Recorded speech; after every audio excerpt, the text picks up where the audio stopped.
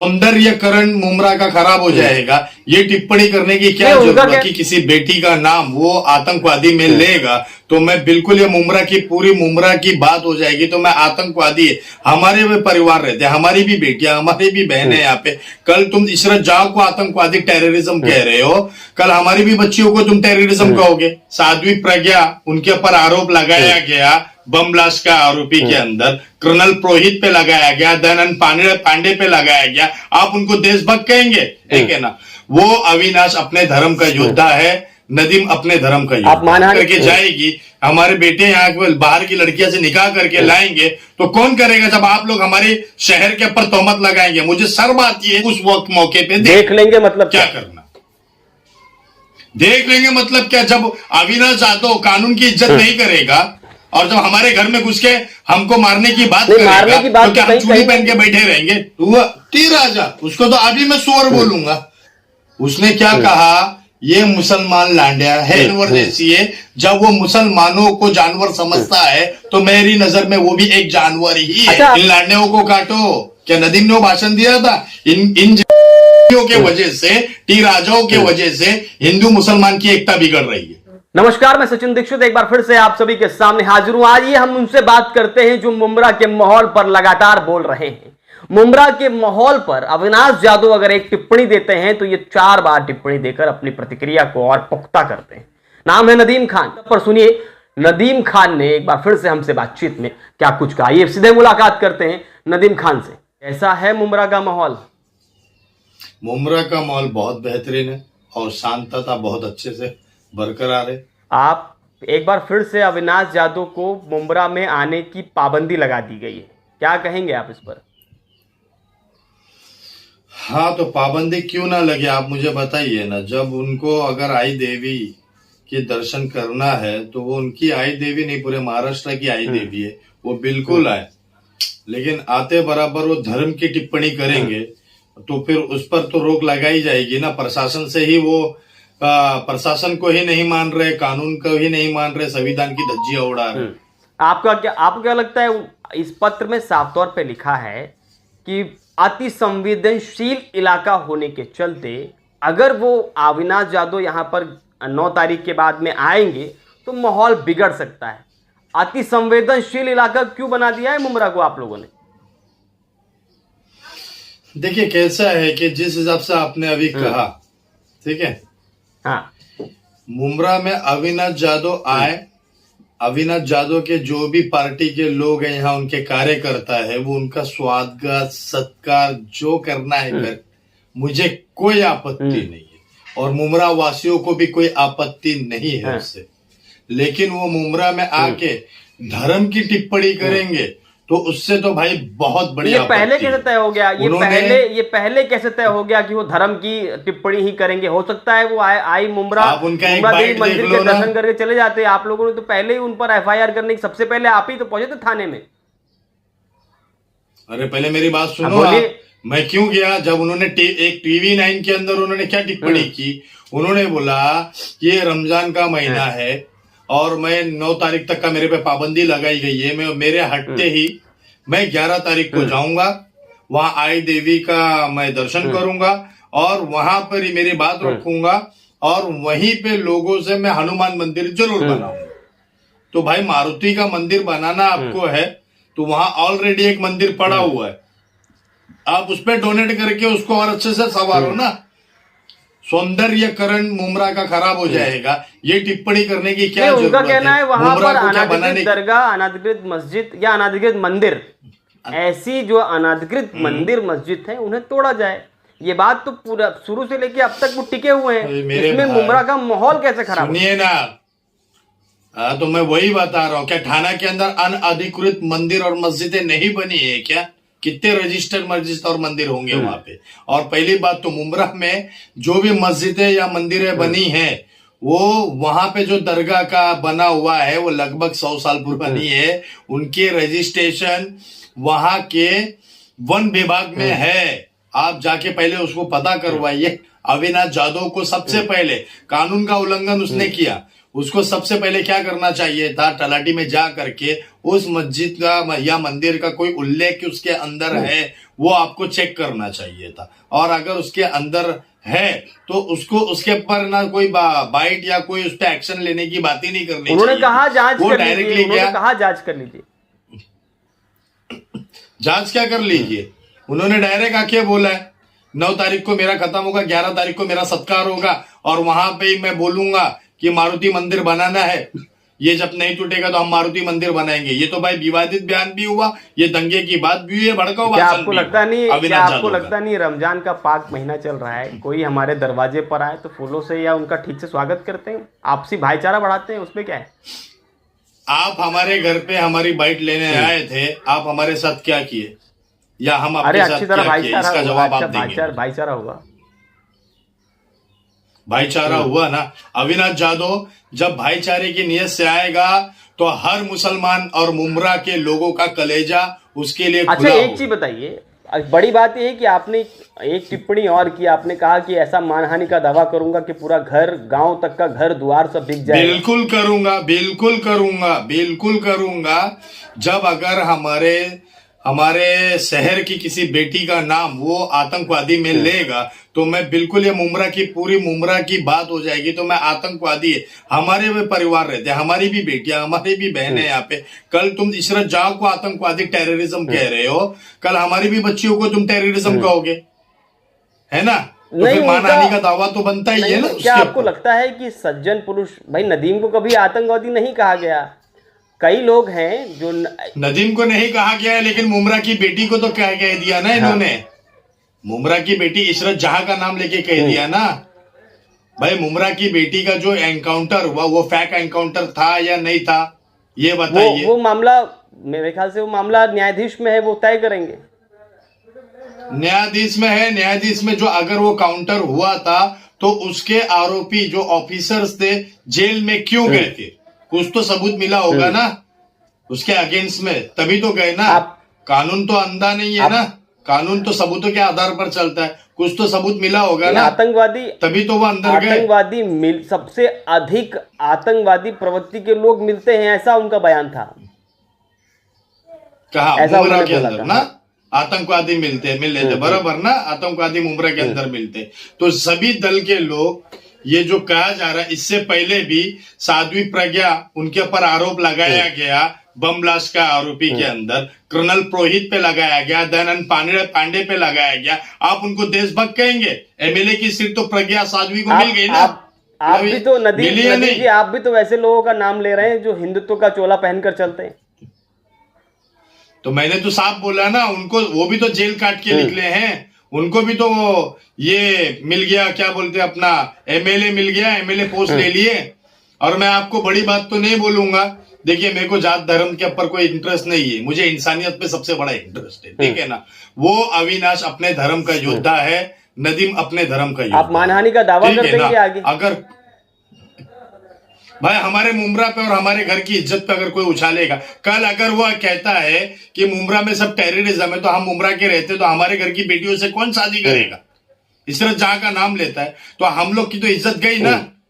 आज हमारे मुमरा वासियों के ऊपर अगर वो तोहमत लगाएगा तो हमारे घरों में इज्जत लगता है, इज्जतदार घराना है भाई, यहाँ पे रिश्ते लगते हैं। हमारी बेटियां यहाँ से निकाह करके जाएगी, हमारे बेटे यहाँ बाहर की लड़कियां से निकाह करके लाएंगे, तो कौन करेगा जब आप लोग हमारे शहर के ऊपर तोहमत लगाएंगे? मुझे शर्म आती है कि हमारे नगर सेवक क्यों चुप बैठे, इसका इतना बड़ा विवादित बयान देने के बाद हमारे एमएलए क्यों चुप बैठे कि हमारे शहर वासियों के ऊपर उसने इतना बड़ा इल्जाम लगा दिया। एक अविनाश जाधव की क्या बिसात है? अविनाश जाधव जो हमारे पूरे शहर के ऊपर क्या अविनाश जाधव का कहना है कि वो अपनी बातों पर टिका रहेगा, अगर 23 तारीख के बाद भी नहीं बना तो वो हनुमान मंदिर बनाएंगे। देखिए सुनिए, कानून का दरवाजा अभी हमने खटखटाया है और कानून ने हमें फुल आश्वासन दिया है कि ऐसा कुछ नहीं होगा। अगर अविनाश जाधव शांतता को भंग करेगा, कानून सक्षम है, कानून सक्षम है उसे सबक सिखाने के लिए। अगर वो फिर भी कानून का उल्लंघन करके आता है तो फिर हम उस वक्त मौके पे देख लेंगे। मतलब क्या करना, देख लेंगे मतलब क्या? जब अविनाश जाधव कानून की इज्जत नहीं करेगा और जब हमारे घर में घुस के हमको मारने की बात नहीं, करेगा, मारने की बात तो क्या तो हम कहीं- चूड़ी कहीं- पहन के बैठे रहेंगे? तो मारने की बात ही हो गई ना। आप हमारे शहर में आके, हमारे घर में आके पहले तो हमारी बेटियों का नाम लेते हो और हमारी बेटियों को तोहमत लगाते हो, हमारे शहर को बदनाम करते हो, और ऊपर से आके बोलोगे कि मैं मेरी बात पे दम, मैं अखंड रहूंगा, मेरी बात से मैं हटूंगा नहीं। तो भाई सारा दम उसके अंदर है, फिर हमारे अंदर दम ही नहीं है। फिर इसका मतलब जब वो कानून की गिनती नहीं करेगा। दम मार पिटाई की बात ही नहीं है नदीम जी, यहाँ साधारण बात है क्या? नहीं, आपका सवाल ही ऐसा था कि वो अपने बात पर एकदम कायम रहेंगे। नदीम तो जी, भाई नदीम जी, आप एग्रेसिव हो जाते हैं। यहाँ सवाल सिर्फ इतना था कि मैं एग्रेसिव नहीं होता हूँ। सुनिए सर जी, अगर मैं आपके मंदिर पे आ करके, ठीक है, चादर चढ़ा दूं उसके ऊपर, मूर्ति के ऊपर, और मैं वहां पर पे मेरी ग्रंथ को पढ़ने लगूं, तो आपको बुरा लगेगा या अच्छा लगेगा? मुझे ये बताइए। हर आदमी आ सकता है किसी के मंदिर पे, अगर आप आकर वहां पर आपके दर्शन के लिए, सुनिए, मंदिर में उनकी विधियों से आ सकता है, हर मुसलमान बेशक जा सकता है, लेकिन मंदिरों के कुछ कानून है, कुछ फॉलो है, उसको फॉलो करना होगा। उसका उल्लंघन नहीं कर सकता। अविनाश ने कहा नहीं कि मस्जिद में जाकर वो घंटी बजाकर कोई आरती करेंगे, ऐसा तो बोला नहीं। अरे भाई, मस्जिद के अंदर अगले साल तो बोला था ना कि मस्जिद में अगर आजान बंद नहीं हुई तो मैं उसके सामने भोंगा लगा के सलमान चालीसा, वो पुरानी बात है। वर्तमान में तो ये बात आप क्यों नहीं बताते? ये हुआ था, आवाज कम करने का मुद्दा था, ये मुद्दा तो ऐसा है नहीं। उन्होंने साफ कहा था कि अगर हनुमान चालीसा कौसा जामा मस्जिद पे बंद होगी तो मैं उसके सामने हनुमान चालीसा लगाऊंगा। अगर कानून इस बात को संज्ञान में नहीं लिया होता, उसको नोटिस नहीं दिया होता, तो मैं ये जानता हूं कि अविनाश जाधव हरकत करने पे आता और मुमरा के लोग और मुमरा का माहौल बिगड़ जाता। जैसे कि आज आप देख लीजिए, हिंदुत्व के नाम पर लोगों को बहकाया जा रहा है। पहले भी रामनवमी, आपने एक वीडियो जारी किया जिसमें एक टी राजा को आपने सुअर बोल दिया। टी राजा, उसको तो अभी मैं सुअर बोलूंगा। मेरे पे करो एफआईआर रजिस्टर्ड। उसने मुझे लांडिया बोला। उसने क्या कहा? ये मुसलमान लांडिया है, बराबर है। और इनकी, मैं अभी ऐसे ऐसे शब्द कह नहीं सकता कि आप न्यूज में बोलेंगे, आप उसका वीडियो देखो, वो ओपन चैलेंज करके नॉनवेज वाली गाली देता है, बराबर है ना? एक नॉनवेज वाली गाली देता है, न्यूज लड़की है, अभद्र भाषा का उपयोग करता है और कहता है कि मैं मुसलमानों का इतिहास बदल दूंगा। तो टी राजा इतना बड़ा तो नहीं हो गया कि मुसलमानों का इतिहास बदल देगा? तो सही है गलत? इतिहास तो ना कोई बदल सकता है, इतिहास कोई क्यों बदलेगा? वर्तमान में जो चल रहा है, एकता अखंडता का भारत है, इस भारत में पंत प्रधान नहीं है, इस भारत में। मैं कह रहा हूं सर, मैं यही कहना चाहता हूं, मेरी यही बात है। मैंने सब नेताओं को गुहार लगाई। ऐसे नेता लोग इतनी गलत टिप्पणियां कर रहे हैं, तो हर एक तरीके से आप खामोश क्यों हो? अगर नदीम भड़काऊ भाषण देता है तो उस पर एक्शन लो। टी राजा अगर भड़काऊ भाषण देता तो उस पर एक्शन लो। लेकिन ये कैसा एक्शन कि 15 दिन में जामीन होने के बाद फिर से वो चढ़ जाता है स्टेज पे, मेंबर पे चढ़ के फिर से गालियां देने लगता है। टी राजा ने बोला तो आपने भी तो अभद्र भाषा का प्रयोग किया। आपने उसको एक जानवर से भाई, जब हम, एक मिनट, मैं एक जानवर से तुलना करूंगा, उसकी शक्ल जानवर जैसी है। जब वो मुसलमानों को जानवर समझता है तो मेरी नजर में वो भी एक जानवर ही है। अच्छा, आपको लगता नहीं ऐसे टी राजों से मैं नहीं डरता? वार पलटवार से, इस तरह की क्रिया प्रतिक्रिया से हिंदू मुसलमान वाला माहौल बन जाता है?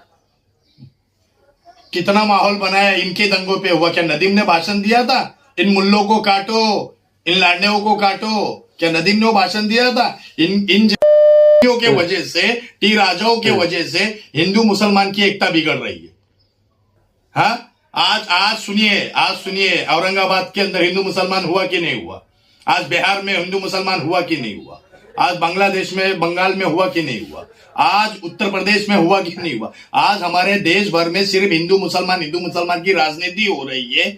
आखिर ये मुझे बताइए, ये कब तक चलेगा? ऐसे नेताओं जब तक भड़काऊ भाषण देना बंद नहीं करेंगे, लोग अपने काम धंधे पे लगे रहेंगे ना। नदीम इन दिनों मुमरा में अधिकतर नदीम ही इस मुद्दे पर ज्यादातर बोल रहे हैं, बार बार नदीम बोल रहे हैं, इसलिए तो ये विवाद बढ़ रहा है। ऐसा लग रहा है, नहीं लग रहा है आपको? क्रिया की प्रतिक्रिया रोज हो रही है। नदीम क्यों बोल रहा है? एक मिनट सुनिए, नदीम क्यों बोल रहा है? नदीम के साथ में सैकड़ों आवाज उठी थी, आप उनको क्यों नहीं देख रहे? सैकड़ों आवाज उठी थी, सैकड़ों लोगों ने अपना निवेदन दिया था, ठीक है ना। अब उन्होंने नहीं बोला, लेकिन मैंने जब रिकॉर्डिंग सुनी उसकी, अविनाश जादव की, तो मैंने बोल दिया भाई, कोई ना तो कोई बोलेगा, आज ये नदीम नहीं तो कल दूसरा नदीम बोलेगा। अब अगर नदीम 23 अप्रैल के बाद भी अगर अविनाश जादव अपनी बात पे टिके रहते हैं और मन से कार्यकर्ता आगे बढ़ते हैं, तो क्या तब भी आप रोकेंगे? देखिए, एक बात सुन लीजिए, ये धमकी वाली बात हो जाती है। मनसे कार्यकर्ता, मनसे को मैं बहुत सालों से जानता हूं, वो आज धर्म की राजनीति पे आ गए, पता नहीं क्यों। राज ठाकरे पहले भी मुसलमानों के साथ खाया पिया करते थे, उनके हर चीज में फेमस ये हुआ करते थे। और अगर मनसे अगर ऐसी ये संगठना अगर ऐसी हरकत करती है वापस से और मुमरा को ही टारगेट करती है, तो सबसे पहले हमारे पास ऑप्शन कानून का है, क्योंकि कानून ने ही हमको आश्वासन दिया, तो हम कानून से ही जाएंगे। और आगे अगर ये बात जब बढ़ेगी तो फिर देखेंगे। आप ये साफ क्या होता देखेंगे है? का मतलब बार बार क्या होता है? आप बार बार कह रहे हैं देखेंगे देखेंगे। अरे भाई, जब आप ही बोल रहे हो मनसे कार्यकर्ता बढ़ेंगे, हमारे साथ तो कोई पॉलिटिकल है नहीं ना। हमारे साथ तो आप इतने बड़े बड़े मुद्दे हो गए, कौन से पॉलिटिकल हमारे साथ खड़े होकर के अपने एलिगेशन और अपने निवेदन को दिए? हम बहुत एक गरीब आदमी, सुनिए, हम गरीब आदमी, हम छोटे से आदमी, नदीम गरीब कैसे हो गया? नदीम गरीब कैसे हो गया? नदीम के साथ जो गार्ड चलते हैं वो गन लेके चलते हैं। नदीम जब चलता है तो बड़ी सी भाई, जब वो गन लेके चलते हैं चले। नदीम गरीब कैसे हो गया भाई? मेरी मेहनत की कमाई, गरीब कैसे हो? 10 साल की कमाई है भाई, 10 साल की कमाई है। और 10 साल की कमाई में अगर गरीब बोल रहा हूं तो मैं इन सब राज ठाकरे के सामने तो गरीब ही आदमी हूं ना। उनकी अरबों खजबों की प्रॉपर्टी के सामने मेरे पास 20-25 लाख का घर है, और क्या है मेरा? मेरे पास मेरी औकात ही क्या उनके सामने? मैं 4 लाख की गाड़ी लेके चलता हूँ, वो सब बड़े बड़े नेता रेंज रोवर 2 करोड़ की गाड़ियां लेके चलते, मेरी औकात क्या है? कहीं पे 50 लाख खर्चा कर दिया तो ऐसे नदीम कितने सड़ जाएंगे जेल के? नहीं, नदीम सड़ेगा क्यों? नदीम एकता अखंडता की बात कर रहे हैं तो अच्छी बात है। अपने आप एकता की बात कौन समझता है सर जी? आप समझ रहे हैं? कौन समझ रहा? अगर शायद मेरी बात को ये समझ लेता था तो ये देश है। अविनाश कह रहा है कि अनधिकृत है, तोड़ दीजिए। अगर अनधिकृत कुछ भी है, चाहे मंदिर हो मस्जिद, तो टूट जाए। तो इस बात को आप भी समझ लीजिए। अनधिकृत, एक मिनट, थाने से लेकर के मुमरा तक, मुंबई से लेकर के पूरे महाराष्ट्र तक जितनी मंदिरें अनधिकृत है, जितनी मस्जिदें अनधिकृत है, सबको दे तोड़ के गिरा। अच्छा, एक बात बताइए, सबको तोड़ के बताइए, आपने कभी भी ऐसा वीडियो जारी क्यों नहीं किया जिसमें साफ तौर पर मुस्लिम समुदाय में कोई व्यक्ति जिसका नाम आया हो किसी घटना पर, जहां पर वो आतंकवादी या आतंक तरीके का कोई माहौल पैदा करने वाला हो? अभी हाल ही में एक अफजल नाम का व्यक्ति पकड़ा गया था जिसने ट्रेन को जलाया था, और अभी हाल ही में ये महाराष्ट्र से पकड़ा गया, एटीएस द्वारा पकड़ा गया। उसका नाम अफजल था। तो ऐसे जो कृत्य करने वाले लोग हैं, कहने का मतलब है कि इन जैसे लोगों पर आपने कभी वीडियो जारी क्यों नहीं किया? आप पहले मेरी बात सुनिए। हमेशा सुनिए, अरे मुंबई, आप सुनिए, आप मुंबई टीवी चैनल पे मेरा एक वीडियो लॉन्च हुआ था 1 साल पहले, ठीक है ना। और उदयपुर जयपुर में एक घटना घटी थी, 2 मुसलमानों ने एक कन्हैया लाल की गर्दन काट दी, बराबर है। और उन्होंने कहा कि गुस्ताखे रसूल का एक ही सजा, सर तन से जुदा। उस पर मेरा वीडियो था बाकायदा। वो वीडियो हिंदुओं के फेवर में था, मुसलमान के अगेंस्ट में था। कई मुसलमानों लोग ने मुझे गाली दिया था और मुझे कहा था कि तू मुसलमान नहीं, काफिर है। आप उस पर क्या बोलोगे? और यूट्यूब में 150 से ज्यादा एलिगेशंस लगा करके मेरे उस वीडियो को निकाला गया है। अच्छा, आप उस पर क्या बोलोगे? मतलब आपने जब भी लगा तो आपने हिंदू हो चाहे मुसलमान, जो गलत था उस पर आवाज उठाई। मेरे देश की अखंडता को जो तोड़ने की कोशिश करेगा, मेरी नजर में मेरी औलाद ही क्यों ना हो, तो मेरी नजर में वो मेरा दुश्मन। चलिए, अब देखते हैं नदीम जी, ये तो निश्चित है कि आप यहाँ पर अनधिकृत दरगाह वाली बात पर कुछ करने नहीं देंगे, ये तो तय है। मैं देखिए एक बात बता रहा हूं, जब अनधिकृत आप साबित कर दोगे कानून से, कोर्ट से, तलाटी से, नदीम वहीं चुप हो जाएगा, कुछ नहीं बोलेगा। आपने साबित किया ना, मनसे ने साबित किया, मखदूम शाह बाबा के पीछे का चिल्ला तोड़ करके वहां सोहेल खंडवानी ने कह दिया क्योंकि चिल्ला ही नहीं था, तो नदीम ने कुछ बोला? नहीं बोला। लेकिन ये अविनाश जादव क्यों छोटा राज ठाकरे बन के यहाँ पे उखड़ के आ जाता है? जब देखो तब मुमरा मुमरा मुमरा। आप सीधे तौर पे अविनाश यादव पे इतना भड़क क्यों जाते हैं? भाई देखिए, ये देश के अखंडा तोड़ने वाले हर आदमी से मुझे नफरत है। आपको नफरत है अविनाश यादव से? बिल्कुल नफरत है। जिस दिन वो अगर भाईचारे वाली बात करेगा उस दिन मैं उसे अपने गले से लगाऊंगा, और नफरत वाली बात करेगा तो फिर वो मैं तो नफरत कहते हैं नहीं आप करूंगा। लोग उन्होंने साफ तौर पे कहा कि कुछ ऐसे लोग हैं जो दिन में सोते हैं रात में जागते हैं, तो उनको क्या पता दिन में क्या होता है। हाँ, तो उनको जो ये जो समझना चाहिए ना कि रात भर हमारा इबादत है। कुरान एक बात कहते हैं, सिर्फ रमजान के महीने में रात भर हम इबादत करते हैं और जोहर के 1 बजे नमाज तक का सोते, फजर पढ़ के, फिर वहां से हम हमारी काम धंधे पे चले जाते। और अगर हम रात भर, सुनिए, अगर हम रात भर जागते भी है तो दिन में सोते भी है, फिर भी तो हमारा घर चल रहा है ना, फिर भी तो हमारे बच्चे अच्छा खा रहे पी रहे हैं ना। कहाँ सो रहे हैं? किसी के यहाँ भीख मांगने जा रहे हैं क्या? नहीं जा रहे ना। हम भी तो गाड़ी घोड़ा लेके चल रहे, कमा रहे, खा रहे। तो ये ऐसे आरोप आपको लगता है कि ठीक है, तो अजान का वक्त हो किए जा रहे हैं ऐसा? जी क्या ऐसे आरोप, ऐसी बात, या ऐसे उन्होंने ये भी कहा कि जो आप जैसे लोग जब बयान देते हैं तो मैं उसको कुछ भी नहीं समझता और उसको मैं तवज्जो देता नहीं।